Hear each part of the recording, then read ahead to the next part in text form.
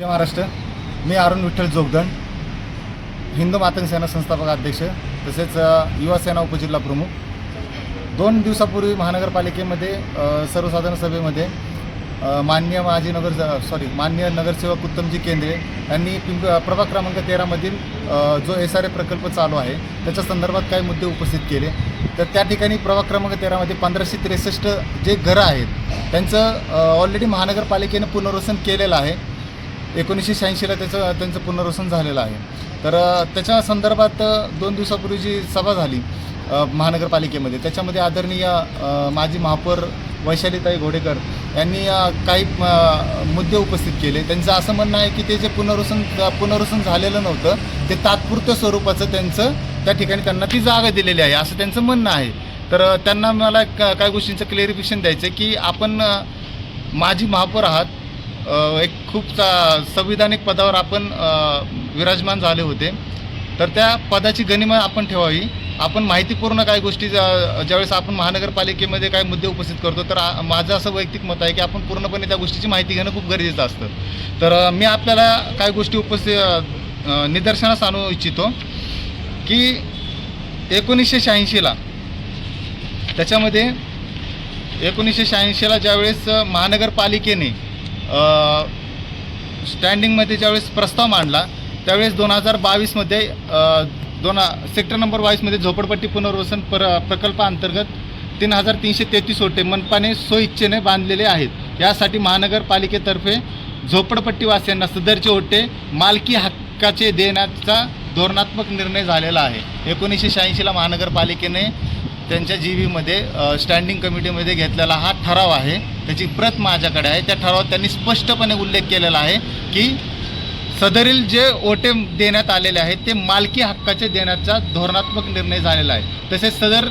तसेच सदरचे झोपडपट्टीवासियांना झोपडी कायमस्वरूपी उभारण्यासाठी ओटा आणि 10 फूट पत्रे व इतर साहित्य देण्याची मंजुरी करण्यात आलेलं आहे. कायमस्वरूपी ह्याच्यामध्ये कुठेही तात्पुरत्या स्वरूपाचा उल्लेख नाही आहे. त्यामुळे आदरणीय माजी महापौरताई आपण थोडासा अभ्यासपूर्ण त्या गोष्टींवर बोलणं गरजेचं होतं. तर माझं फक्त एवढं एकच म्हणणं आहे की बाबा जर पहिल्यांदा त्यांचं जर पुनर्वसन 1986ला झालेलं आहे तर त्याच्यामध्ये त्या लोकांचं परत पुनर्वसन करण्याचा महानगरपालिकेतर्फे किंवा SRA तर्फे का घाट घातला जात आहे. जर आपल्याला एका शासनाचे नियम आहेत, एका लाभार्थ्याला ज्याला शासनाचा लाभ भेटलेला आहे त्या लाभार्थ्याला परत लाभ घेता येत नाही आहे. थोडी साधी गोष्ट जर महानगरपालिका आणि प्रशासनाला कळत नाही आहे तर त्याच्यावर बाकीच्यांना बोलण्यात काही अर्थच वाटत नाही मला असं वाटतं. आणि त्याच्यामध्ये त्यांनी हे पण सांगितलं की 2007ला ज्यावेळेस झोनोपी विभागाकडनं ते जो 100 एकरचा जो प्लॉट आहे पूर्ण सेक्टर नंबर 22चा तर तो संपूर्ण प्लॉट हा झोपडपट्टी सदृश विभाग म्हणून त्यांनी घोषित केला. पण त्यांच्यासाठी मला एक म्हणायचं होते की त्या काळातले जे कोणी अधिकारी किंवा महापौर असतील, महापौर आणि आयुक्त यांच्या देखील त्या गोष्टी निदर्शनास यायला पाहिजे होते किंवा त्यांनी या गोष्टीचा विचार करायला पाहिजे होता की सदरील ज्या गोष्टीवर आपण गव्हर्नमेंटचे प्रोजेक्ट राबवत आहोत त्या ठिकाणी ऑलरेडी गव्हर्नमेंटने कुठलं प्रोजेक्ट राबवलेलं आहे का किंवा तिथं महानगरपालिकेने कोणती अधिकृत तिथं कुठली स्कीम वगैरे केलेली आहे का.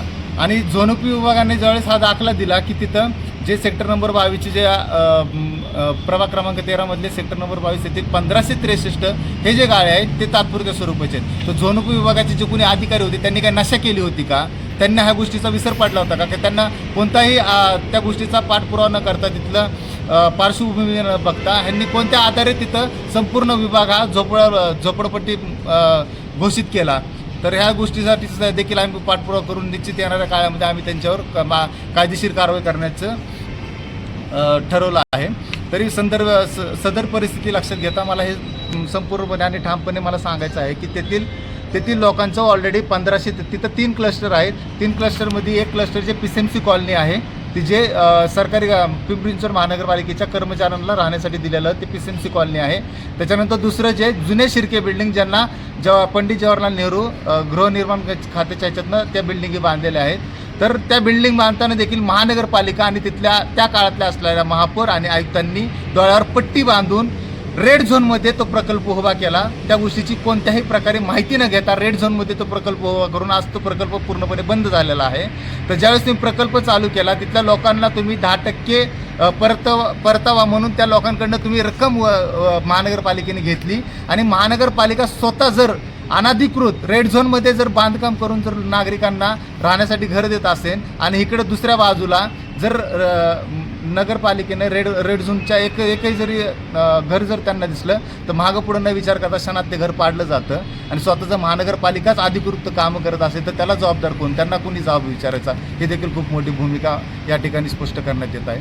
आणि सदरी जो 1563 हे जे क्लस्टर आहे ते 1563मधले जे गाळे आहेत, जे ओटाधारक आहेत, त्यांचं ऑलरेडी पुनर्वसन झालेलं आहे. महानगरपालिकेने अधिकृत ठराव करून ते पुनर्वसन केलेलं आहे. त्याच्यामध्ये महाराष्ट्र शासन आणि महानगरपालिकांच्या संयुक्त विद्यमानाने ते पुनर्वसन झालेलं आहे. ह्याचा जे ठराव कॉपी माझ्याकडे आहे ह्या ठिकाणी जे कोणी SRAचं प्रकल्प राबवत आहे त्यांनी डोळे उघडून हे पाहावं की तिथल्या लोकांचं ऑलरेडी पुनर्वसन झालेलं आहे. तर तुम्ही परत एकदा ते पुनर्वसन करण्याचा घाट घालू नये आणि प्रसारमाध्यमांच्या समोर किंवा महानगरपालिकेत काही प्रश्न आपण उपस्थित करतो ते विचारपूर्वक करावे एवढी फक्त नम्र विनंती. आणि